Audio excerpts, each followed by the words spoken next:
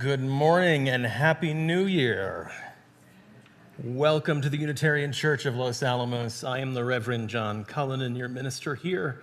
As Unitarian Universalists, we affirm and promote the inherent worth and dignity of all people and gather together in a free and responsible search for truth and meaning. Whoever you are, whomever you love, wherever you are on your life's journey, you are welcome to be part of this community.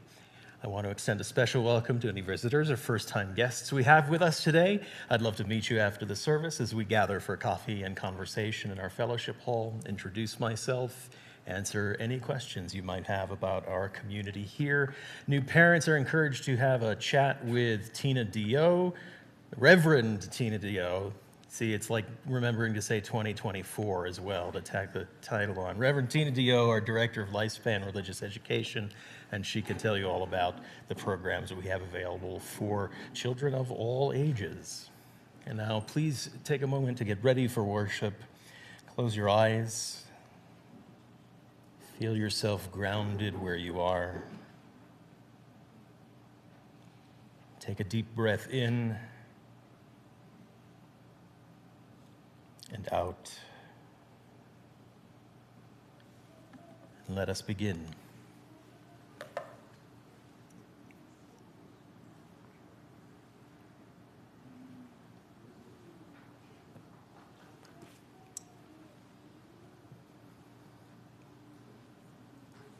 We bid you welcome on this first Sunday of the new year. Like Janus, we gather with part of us looking backward and part of us looking forward. We gather on the edge of the new year, saddened by our losses, cherishing our joys, aware of our failures, mindful of days gone by. We gather on the cusp of this new year, eager to begin anew, hopeful for what lies ahead, promising to make changes, anticipating tomorrows and tomorrows. We invite you to join our celebration of life, knowing that life includes good and bad, endings and beginnings. We bid you welcome. Come, let us worship together on this beautiful morning. Would you all please rise in body or spirit and join in our opening hymn, number 58.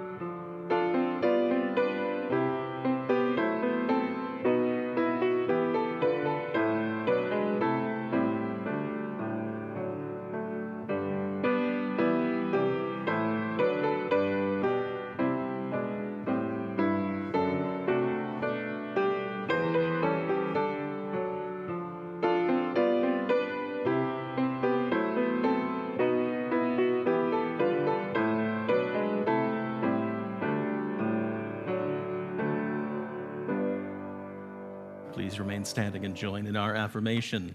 Love is the doctrine of this church. The quest for truth is its sacrament, and service is its prayer. To dwell together in peace, to seek knowledge and freedom, to serve life in fellowship, to the end that all souls shall grow in harmony. Thus do we covenant with each and with all. Please be seated.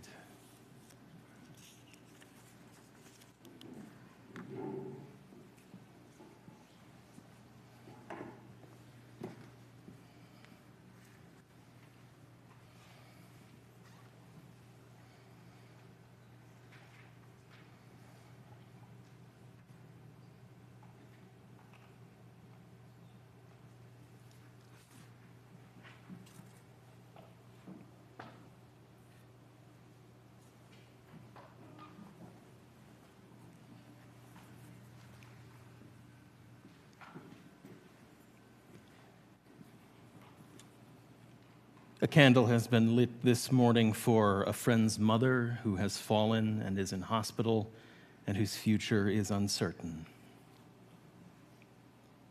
For all our joys, all our sorrows, whether we share them aloud with one another or we hold them close and quiet in our hearts, let us be together now in a moment of silence.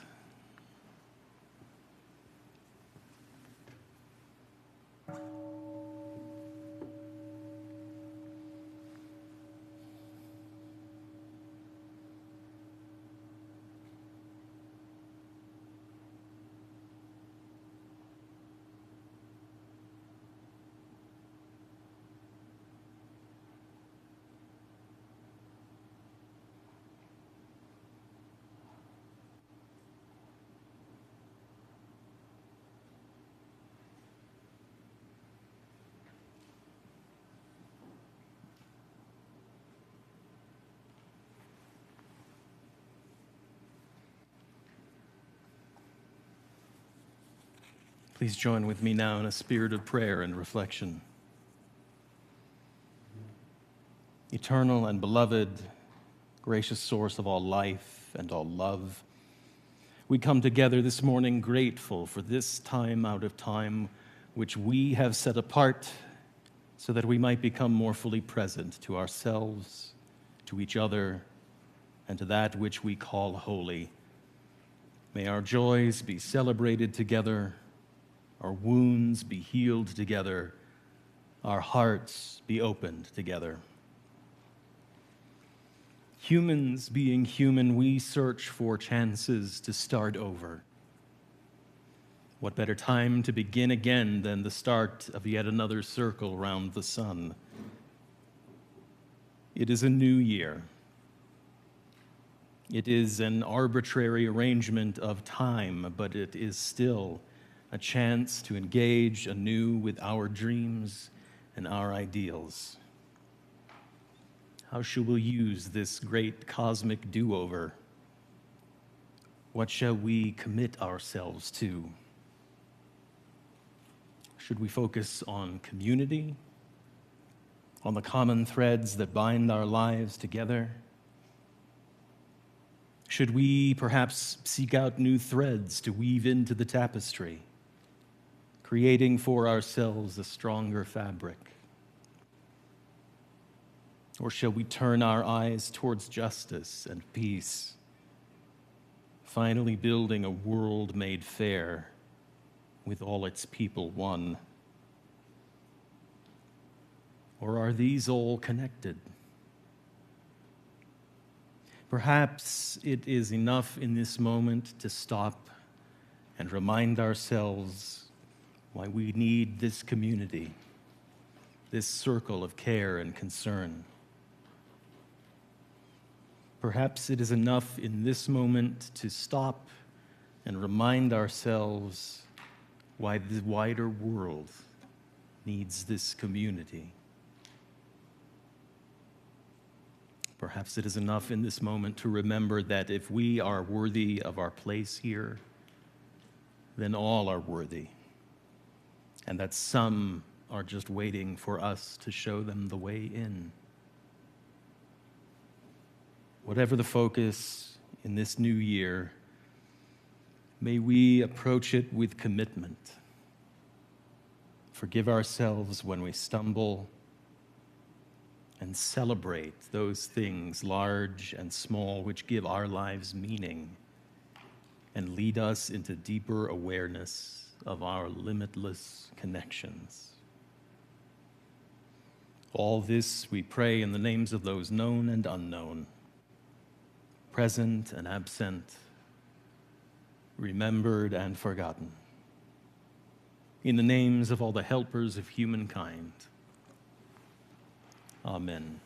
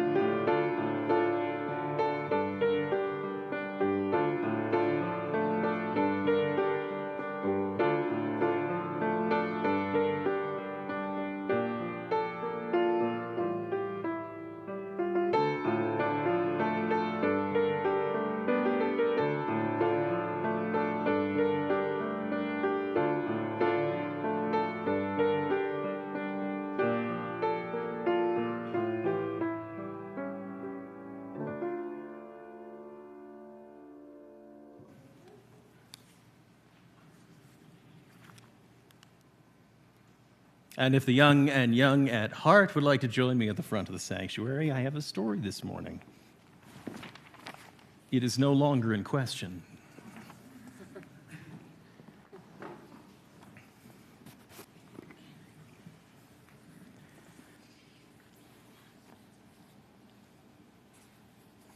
Once, two friends named Musa and Naguib made a journey through the mountains of Persia on camelback. They came after a time to a place where a stream flowed by a sandy bank and trees gave shade. And there they had a discussion, which soon turned into an argument. Naguib grew angry, and for the first time ever, he slapped Musa across the face. Musa was stunned. He felt angry. He wanted to slap Naguib back. But then he thought, I cannot be too mad at my friend because I could have done the same thing. We are very much alike, and I care about him, and I don't want to fight with him anymore. So he walked over to the trees instead, and he picked up a stick, and with the stick, he wrote in the sand by the stream, "Today, my best friend slapped me." Then he and his friend stood in silence and watched as the desert wind blew the words in the sand away. By the time the writing had disappeared, Naguib had said that he was sorry, and the friends got back on their camels and rode to their destination in a distant city. On their trip back through the mountain pass, they stopped again at the same river. This time, the two friends decided to take a swim. Since their first visit, the rains had made the current stronger and the river much deeper.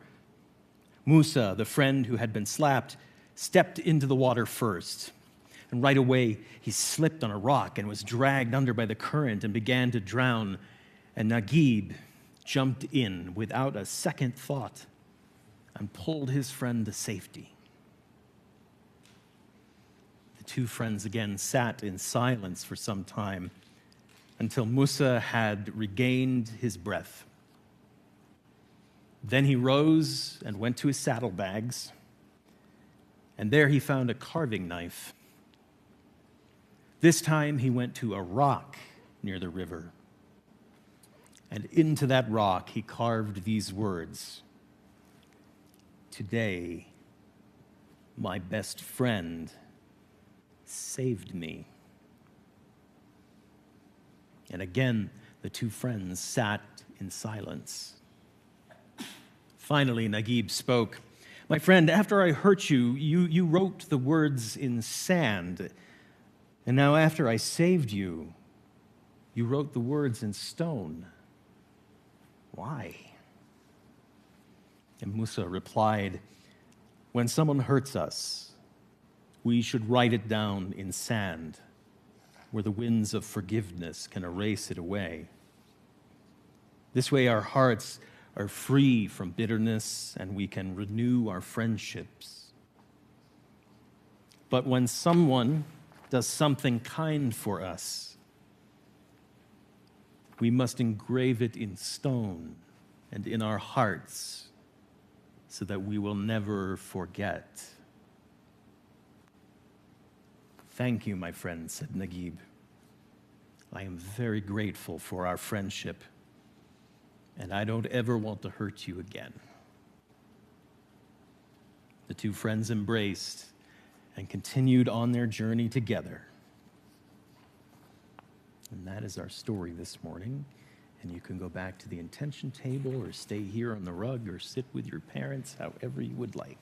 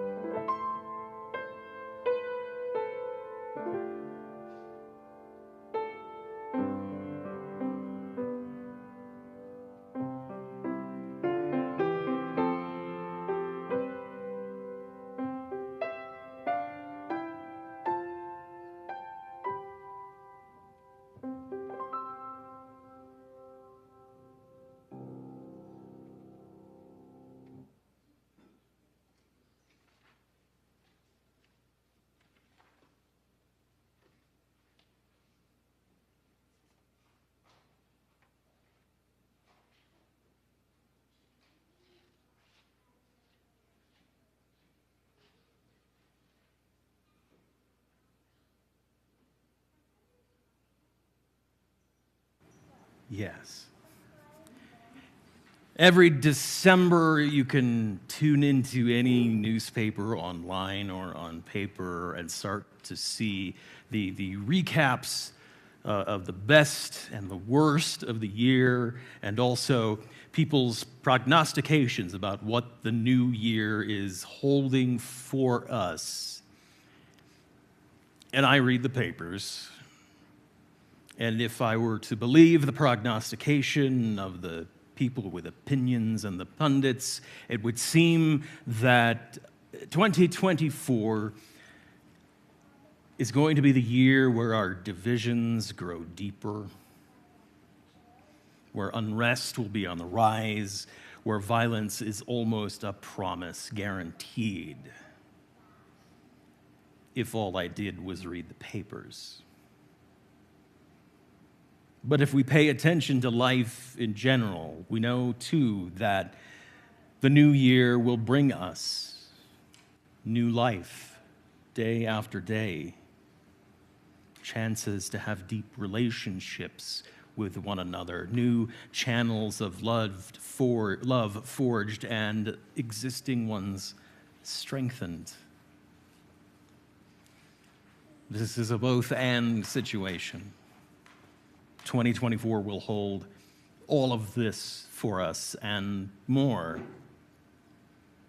It's almost as though the universe is random, as if life just happens the way it's going to happen, for good or for ill. The universe takes no personal stakes, apparently, in how we're doing. And so it will be what it will be, much like the weather this morning.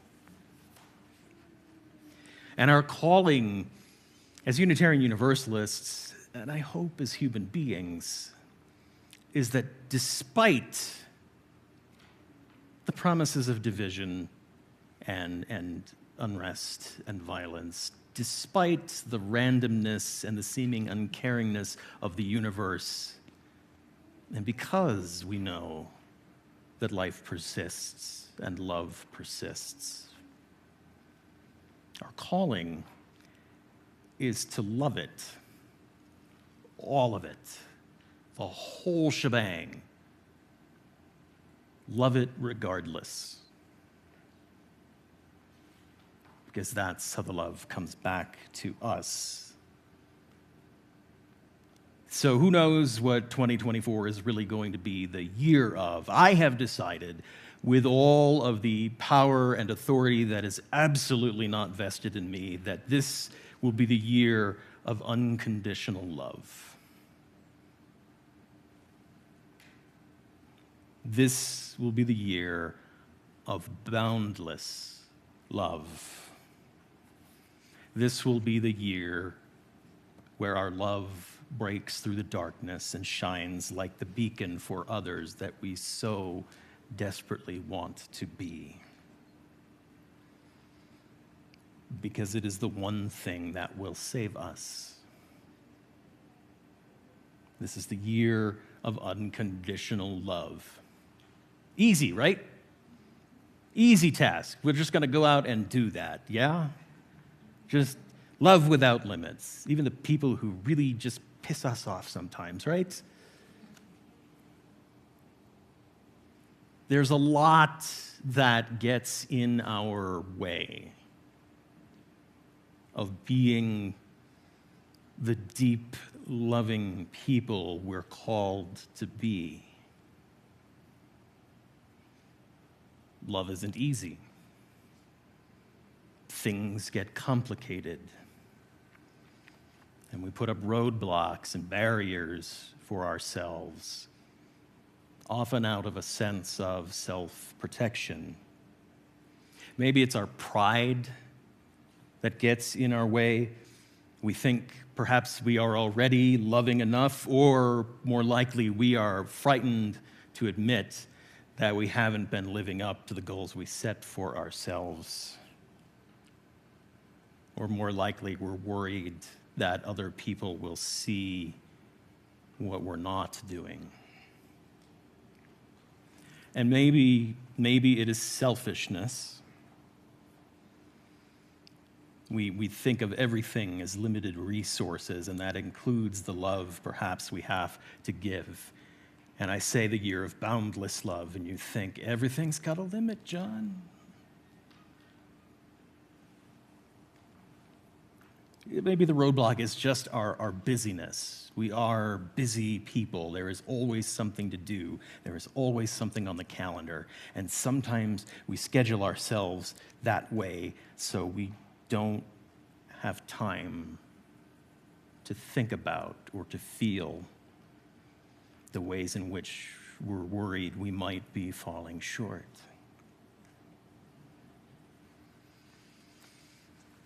Or it could just be good old-fashioned fear. That easy response to everything. We fear perhaps our love will be rejected because perhaps we have been rejected in our lives. We fear love will be rejected, and worse, not reciprocated in turn. We fear we are unworthy of giving the love we have or receiving what is there for us to take.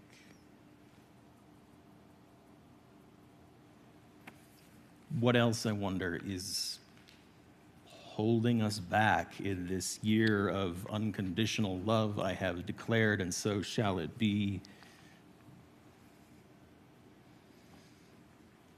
The New Year is a good time to take some time to let it all go, to really look deep and see those things that are becoming the barriers and the roadblocks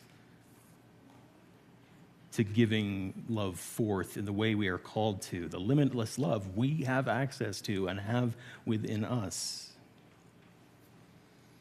So in a moment, we're going to begin a ritual here. And we're going to give you time to ponder that question. What is in my way? What do I need to let go of here at this arbitrary start of a new cycle of time? What do I need to gather up and release?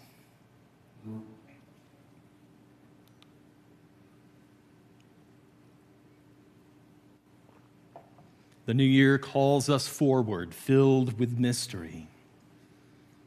As we turn toward that new year, we take a final glimpse of the past year and reckon with all that it held for us. I am coming around in a moment with a basket full of paper and pencils. The paper is a special sort. It is designed to dissolve in water. And oh, look, we have a whole bunch of water this morning. Take a piece of the paper this morning and reflect on the year behind you. Consider what you might leave behind today, casting it into the waters so that it changes form and disappears.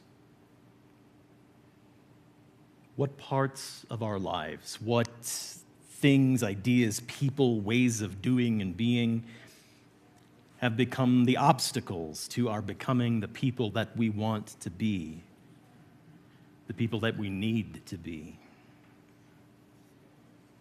What's holding you back? What's getting in the way of you living as fully as you'd like to? What might you let fade away? What will you release?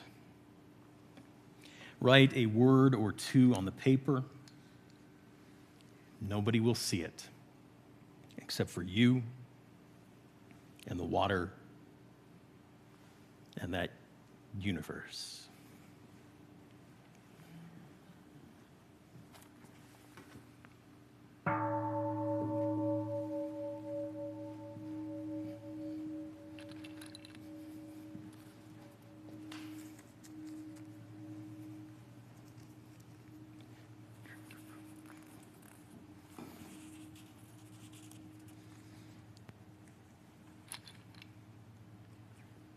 you may very well get two pieces of paper. They like to stick together.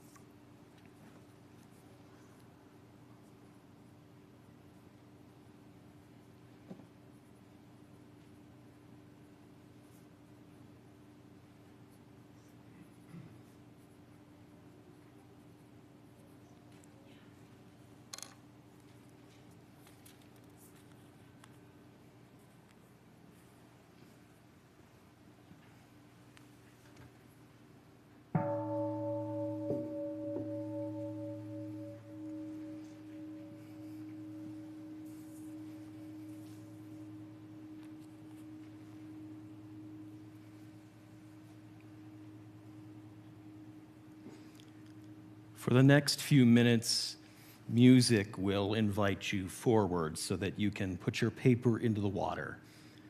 The water will start to dissolve it, and as the water takes the paper, let it go, and nature will do the rest.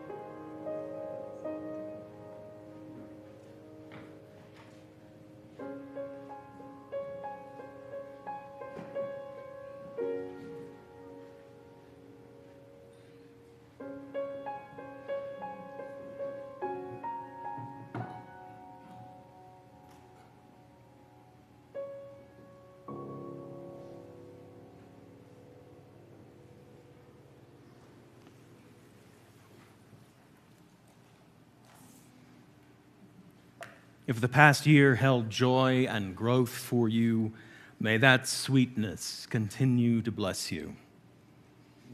If the past year has held pain and bitterness, may you be relieved of those burdens and renewed for the journey ahead. Let us look to the new with hope, with curiosity about its many unknowns, and with faith in our strength to navigate it with grace.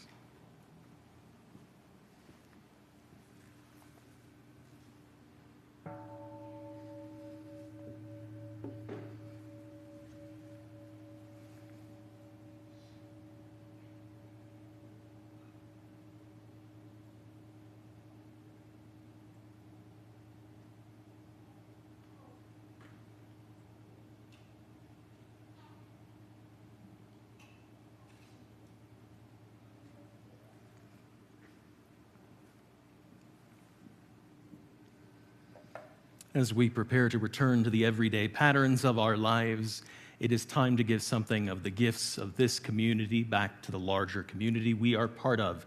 It is time for our offering. During the month of January, all cash and undesignated funds that we receive will be given to our friends at Española Pathways Shelter in support of their work with the houseless and with recovering addicts in Los Alamos and Rio Arriba counties. You may give through the plate this morning or through the Givelify app. May what you give bring you joy and into deeper relationship with this community.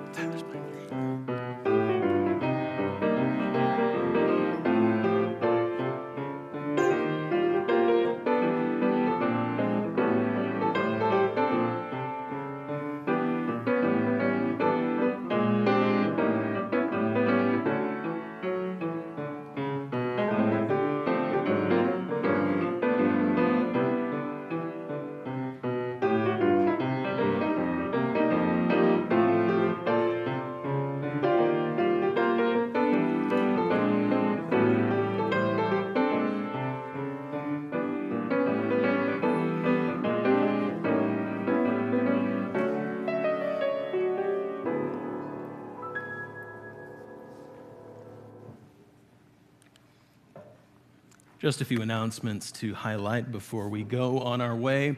The memorial service for Sally Wilkins will take place this coming Saturday, the 13th at 11 a.m. Please join us for that. There will be a lunch reception afterwards. The following Sunday, this coming January 14th, next week, we will have our forum to present the summary results from the Listening Circles project from earlier in this year. So please do come out and join us for that. You'll be able to, I believe, answer questions as well as hear from us. Yes. On the weekend of the 27th and the 28th, our elementary age school children will be having an overnight event here in the church. Parents of elementary kids have a talk with Reverend Tina DeYoe to sign up. And finally, January 28th, our service will be led by Unitarian Universalist musician Joe Jenks. He's not exclusively doing UU music, but he is a musician who is a Unitarian Universalist. He's toured all over the nation presenting services and concerts as well. He gave a concert here in October of 2022, and this year he will lead our service in the morning, and then we'll give another concert at 4 p.m. In the afternoon afterwards, so join us for all of that. He has a tremendous voice, everybody, and an excellent guitar player. Would you all please now rise in body and spirit once more and join in our closing hymn number 350.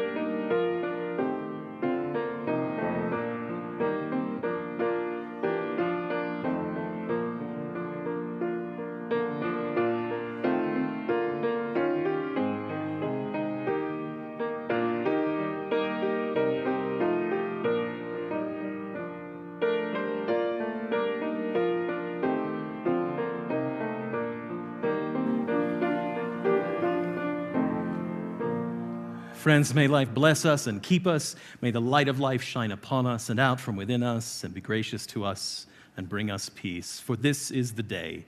This is the one wild and precious life we have been given. So let us all find a way to rejoice and be glad in it. Go in peace.